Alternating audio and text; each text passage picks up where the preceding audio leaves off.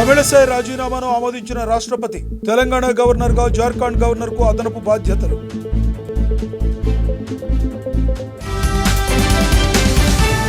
లోక్సభ అభ్యర్థులపై ఢిల్లీలో సిడబ్ల్యూసీ భేటీ. తెలంగాణలో 13 స్థానాలకు అభ్యర్థులను ప్రకటించే ఛాన్స్. ఎన్నికల కోడ్ నేపథ్యంలో ప్రభుత్వ కార్యక్రమాలు తాత్కాలికంగా రద్దు. ప్రజావాణిని తాత్కాలికంగా రద్దు చేస్తున్నట్లు నోడల్ అధికారి వెల్లడి. సీఎం రేవంత్ రెడ్డికి బండి సంజయ్ లేఖ. రజాకార్ సినిమాకు పన్ను మినహాయింపు ఇవ్వాలని వినతి.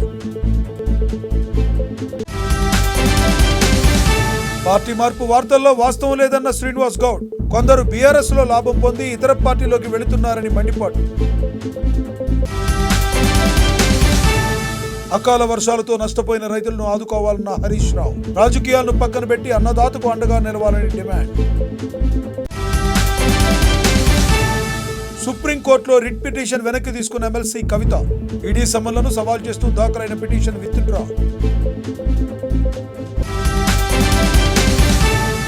ఎమ్మెల్సీ కవిత అరెస్టుపై జైలు నుంచి లేఖ రాసిన సుకేష్. బోటకపు కేసులంటూ కవిత చేసిన వాదన అసంబద్ధమని రుజువైందని లేఖ.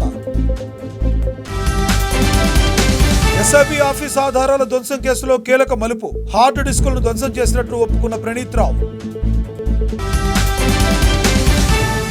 పెట్టుబడుల పేరుతో జేవీ బిల్డర్ సంస్థ భారీ మోసం. 500 కోట్లతో ఉడాయించిన యాజమాన్యం. పోలీసులను ఆశ్రయించిన బాధితులు. ఛత్తీస్గఢ్ సరిహద్దుల్లో భారీ ఎన్కౌంటర్. 4 మావోలు మృతి. మృతులపై 36 లక్షల రివార్డ్.